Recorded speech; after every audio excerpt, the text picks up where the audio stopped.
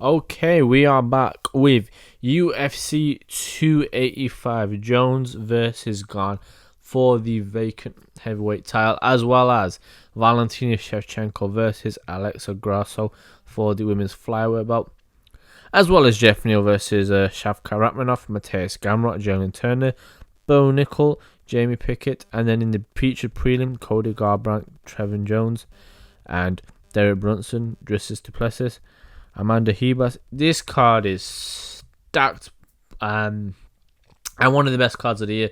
Actually, no, the best card of the year so far, I would say. And it's about time, we're in March, so still early in the year, but it's a massive card, I think, to if you compare it, for example, to the UFC 284 card with Makhachev and Volkanovski. There's only that fight, and I'd say the Yair and Emmett fight that really people cared about. But this card has a few fights that I think a lot of people care about. You got Cody Garbrandt, who's forever trying to resurrect his career. Brunson and Duplessis is a very interesting bout in the middleweight division.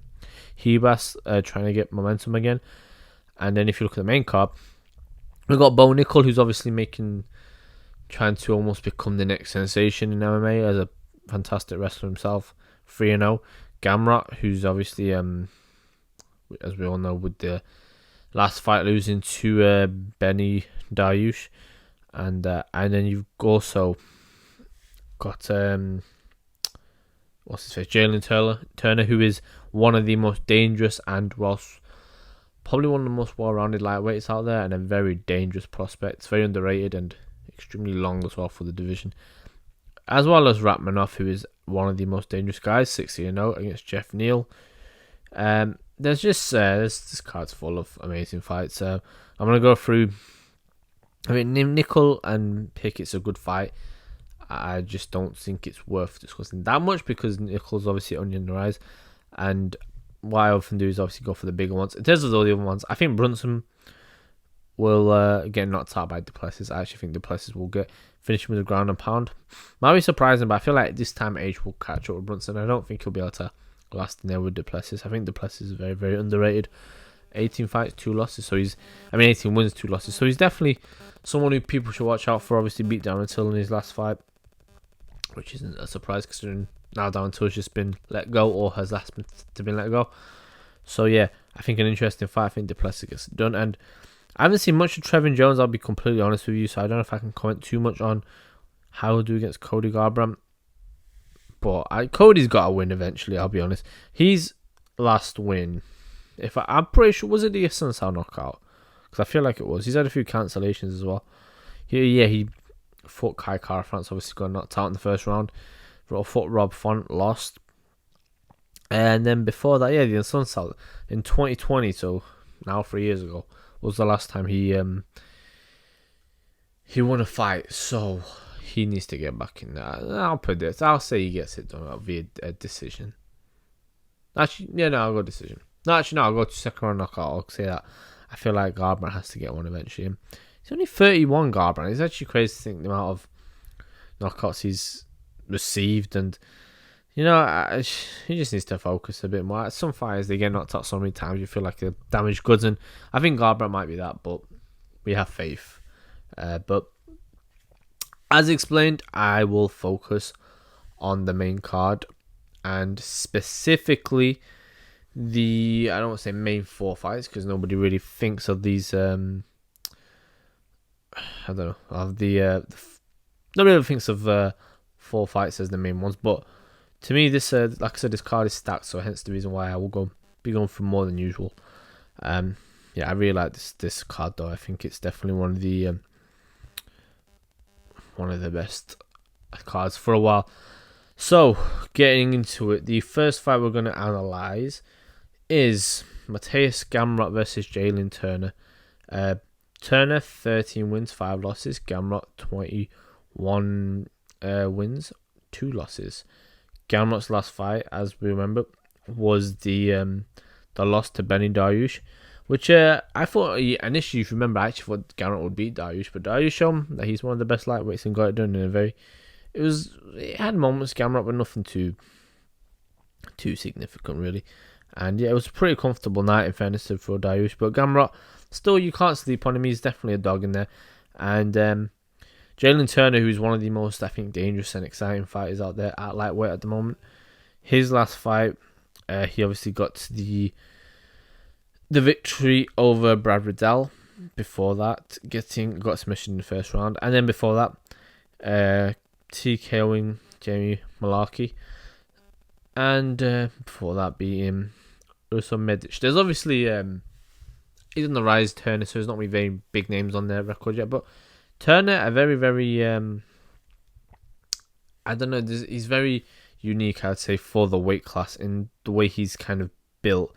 Because if you look at Jalen Turner as a fighter, I think he's kind of a bit raw at the moment. I still feel like there's obviously certain how would I explain it? Certain edges or certain rough edges that need to be smoothed out, I would say, is probably the best way I can describe it. He's very long, Turner, and that is the first thing that you notice. Huge for the lightweight division. And some people feel like that could be a thing why he is so sloppy, because he can kind of make the mistakes, but a very well-rounded striker, Jalen Turner, and has shown in his few fights that he's also got a very sneaky submission game. And I think he's somebody who, I feel like he will be a big problem for this division in the years to come. I don't really look at many guys who have the striking that he does. Hopefully he doesn't do, like what Kevin Lee did, where he did good, but he kind of got a bit too hyped. I think if you look at Taylor Tate, for example, 27, a 77-inch reach compared to a 70.5 reach for Gamrot. Obviously, you get Turner with the 77. And height-wise, 6'2" at lightweight is big.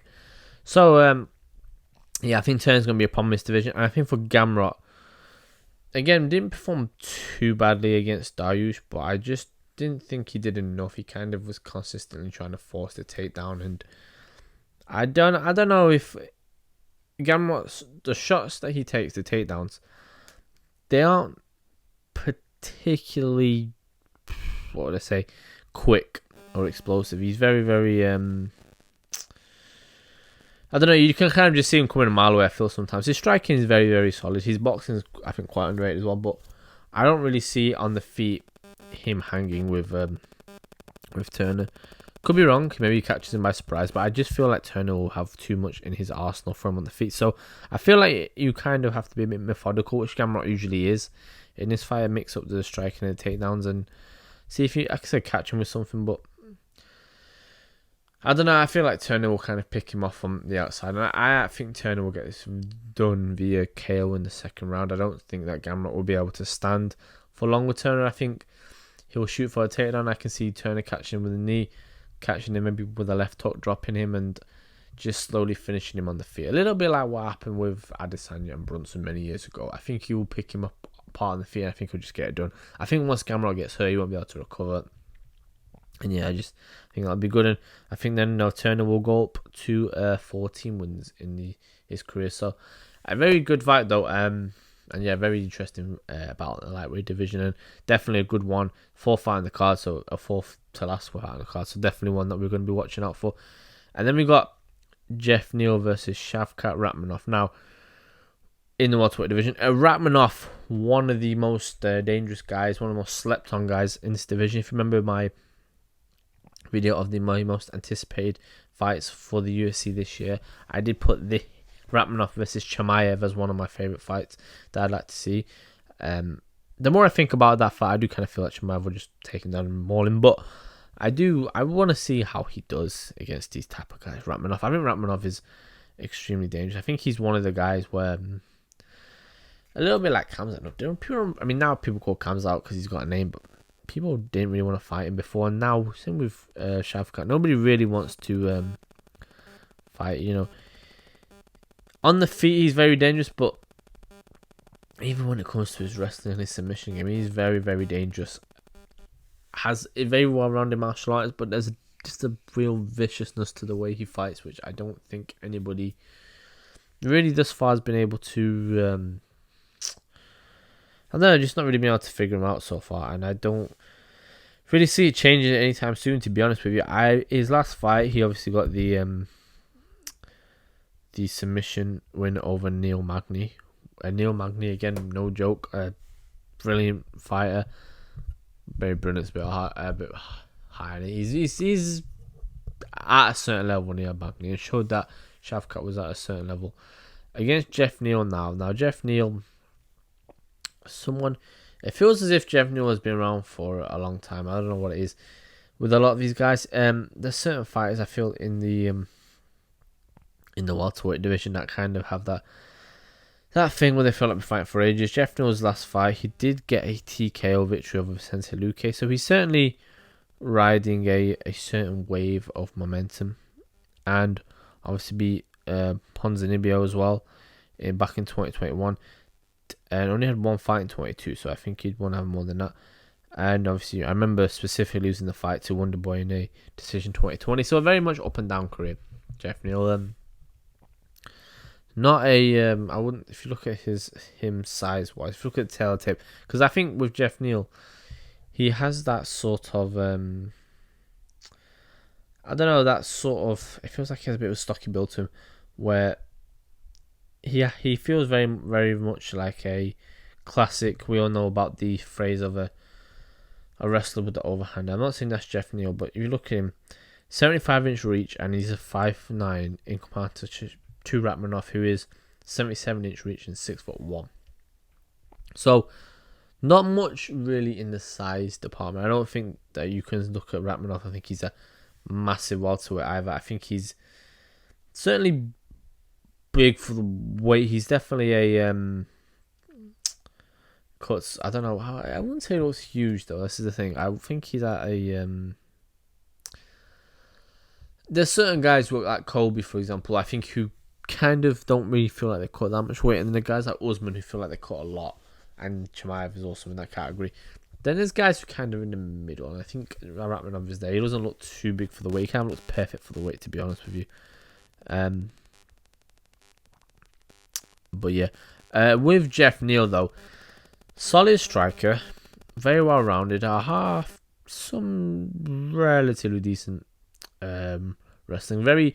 His boxing fundamentals I think are quite solid, which people don't often talk about, but you kind of tell he comes from the boxing background. The amount of times he'll stick his head in front of you with a high guard and just almost bounce shots off. It's not something you recommend, especially in MMA with the small gloves. It really doesn't work as well as it does in boxing, but he makes it work, Jeff Neal, and I think he's definitely a threat. But in this fight, I think Rachmaninoff will knock him out in the first round, to be honest. I won't say knock him out, I say TKO. I think he'll knock him down. I think he'll try to land the ground and pound. I think Jeff Neal may get up, but then I think Rachmaninoff will mount him and then just constantly land the bombs, and then the ref will have to jump in and stop it. I think Rachmaninoff's dangerous, and I think after this, I would like to see Rachmaninoff against Chimaev. I think it is at, I don't know what's happening with Chimaev at the moment. He's supposed to fight Colby, but Colby's gone missing. Then he's talking about fighting Whitaker, which seems somewhat in the pipeline. I don't know what's happening with him, but either way, he needs to be in there and needs to fight. And I think Rachmaninoff, if he gets it done, would be the perfect opponent for him. Both guys have this mystical aura about him, and they both seem like unstoppable force and immovable object kind of feels to it. And I think I don't believe that anybody at the moment is going to stop either of these two except from them each other. So yeah, I'm thinking Shavkat gets it done in the welterweight division. And yeah, Jeff Neal, don't get me wrong, I'm not ruling him out completely, but I just don't know if he has the all-round game to beat Shavkat. But we'll see though, regardless. Then, going on to the co-main, we've got the flyweight division of Valentina Shevchenko versus Alexa Grasso. With the records, 15 wins, 3 losses for Grasso, 23 wins and 3 losses for Shevchenko.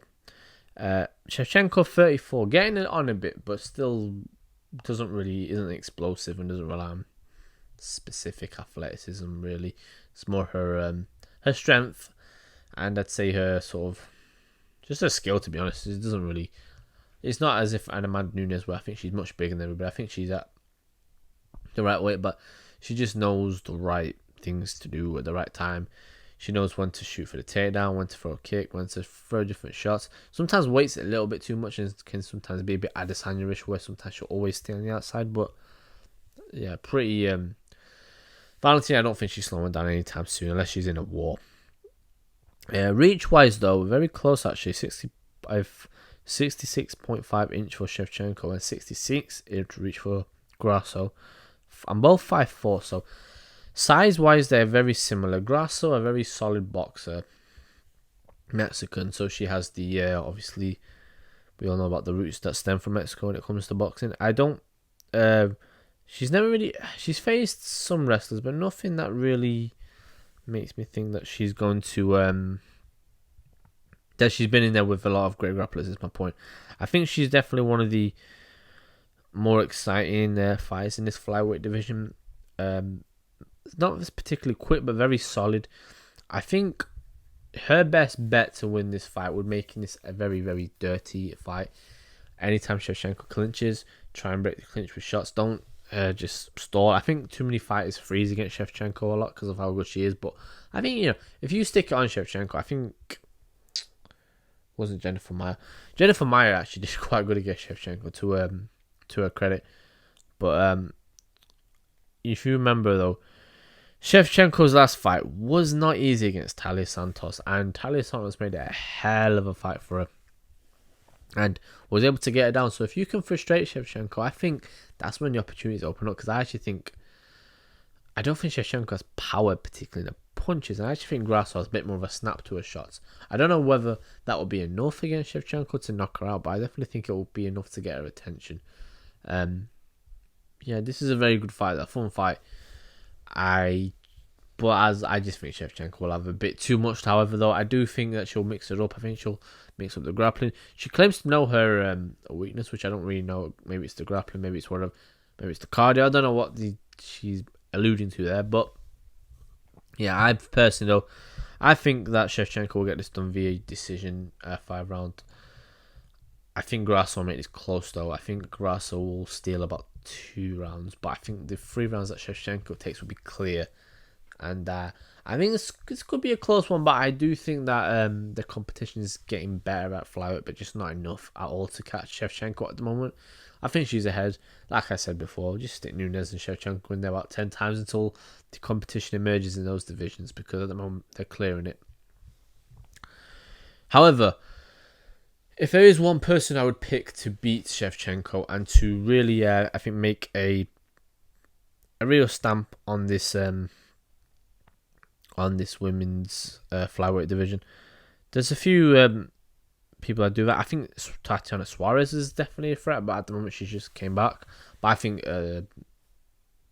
Grasso could be the one to do it. However, at the moment I don't think she's ready just yet. So I will say I think Shevchenko gets it done via 5-round unanimous decision. And now we go on to the main one, the main event: Jon Jones, Ciryl Gane for the heavyweight championship.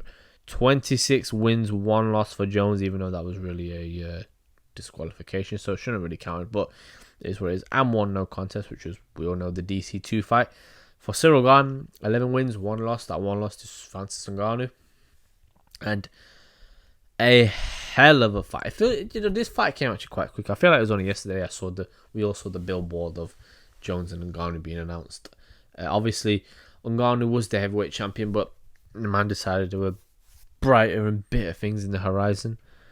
I feel like he may now regret that, but he's doing what he's doing, and he's vacant now the belt. And I think Ciryl Gane's the right man to challenge Jones. Jones was always going to challenge for the belt. He's been teasing this return of his. He's been teasing before, and he's been teasing the return to the octagon in general. It has been. Was it 2020? I think when he fought Dominic Reyes, Jon Jones. Yeah, it was 9th of February 2020. It was the last time Jon Jones fought. I don't care how good Jon Jones is, and Jon Jones is the GOAT, in my opinion, the greatest ever in mixed martial arts. I think there's going to be some significant ring rust, especially in the first few rounds. However, he's the greatest, and I am very excited for this fight. For Ciryl Gane, I do wonder how he copes with the pressure this time round, but it's a big one, this one. Like I was alluding to it before, Jones obviously has been alluding his return to the octagon for a while, but also alluding his debut at heavyweight. It's been so long since this was happening. Jones was talking about going up to heavyweight when Cain Velasquez was champion. He's talking about when Stipe was champion. Now talking about when Ngannou was champion. Now he's finally making a move up. And he looks big, I won't lie to you. Looks very big. I think he'll move quite well.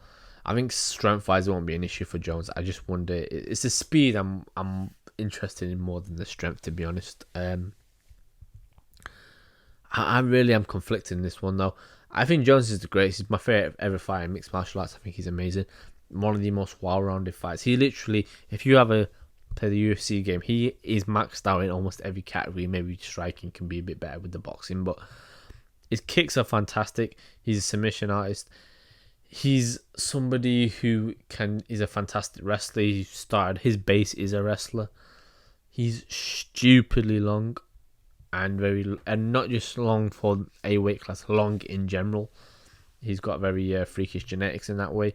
I think his genetics, also his body is in a way where it wasn't really that hard. It felt like for him to make light heavyweight, and now up to heavyweight, he's going to be perfect. There's so many things that go in Jones's favour, and unfortunately, he kind of has a lot of issues outside the octagon, which we all know, and with the steroid thing.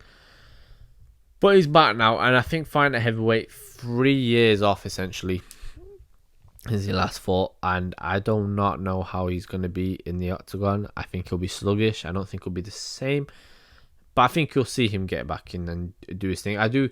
When it comes to Cyril Gane, I am a big fan of Cyril Gane, especially after that Tai Tuivasa fight where he showed this man has heart. He got dropped in that fight, looked like he was out, came back, hit Tai Tuivasa with what felt like a million body shots, and eventually got the finish. An amazing fighter, Cyril Gane. Heavyweight, but moves like a bantamweight. And a lot of people picked him to beat Ngannou, and I wasn't really disagreeing with people's pick. I personally thought Ngannou was going to win, but I wasn't mad at people picking Gane. He's an amazing fighter. Jones recently did an interview where he felt like he's a good striker, but doesn't have anything wrestling, and kind of his cardio is in there. So these are things that we'll be interested to see if Jones tests. I do think Jones will have a hard time with Gane on the feet in the first few rounds. Then I feel like Jones may pick it up, but I think this is going to be a very close fight, though. I don't see any of these guys blowing the other one out of the way. I can't see Gane demolishing Jones. Likewise with Jones and Gane. It's such a close fight, and it's so interesting, this fight. I'm not really bothered who wins. I like both of these guys, and it'd be nice for Gane to get the belt, but also I'd love for Jones to get the belt and solidify his status as the greatest. But I have to give a prediction. I think for Jones, his best strategy will be to do what Ngannou did, but also mix in with the kicks. And Ngannou can't fight like Jones. He's not John Jones. He's more power. But I think because he's not as powerful, Jones, I think Gane will be a bit more aggressive. Will look to take risk, and that's when Jones can exploit it with his long limbs, with the elbows, with the kicks, especially those teep kicks. You know, if you want to slow down the movement of Cyril Gane, those are probably the best way to do it. I don't think many people do it as good as Jones. Those little teep kicks where he to the body, and also the ones to the knees that kind of hyperextend the knee. I think they're going to be a big factor in this one. So I think that's it for Jones. And for Gane, I think if you can keep Jones moving, Jones has looked very, very poor in his last few fights, regardless of what anybody thinks. He lost that Dominic Reyes fight, and they robbed Reyes of the decision. So I don't think you can say he looked fantastic recently. However, he's still the greatest. It just feels like people's opinion of Jones in this is more down to his aura and who he is. However, if Gane does gas out, I think Jones will take advantage because Jones is not smart. He's probably the smartest fighter to ever step in the octagon. And I think I've often said fighting is a thinking man's game. You look at GSP and Jones, to me they are the two greatest, and they are both so intelligent in there and they know what to do. So it's such a hard fight to pick, honestly. But I got to pick a winner, and honestly, it's a very hard one. If you said I'm wrong, I don't disagree. If you want to go the other way, I'd get it. I'm actually leaning towards a Cyril Gane decision. I feel like Jones will be a bit sloppy, and I think the rounds that Gane win will be a bit more significant than the ones Jones will win. If Jones wins, I'm not going to be surprised. He's the greatest, like I said, but I just don't know how fresh he'll be in that. I feel like it'll be one of those where he'll need to get the cobwebs off. And I know people say GSP beat Michael Bisping and things like that, but you got to understand. First of all, I know Michael Bisping is a legend. I would argue, even though Cyril Gane's never won a heavyweight title, that he's more skilled than Michael Bisping.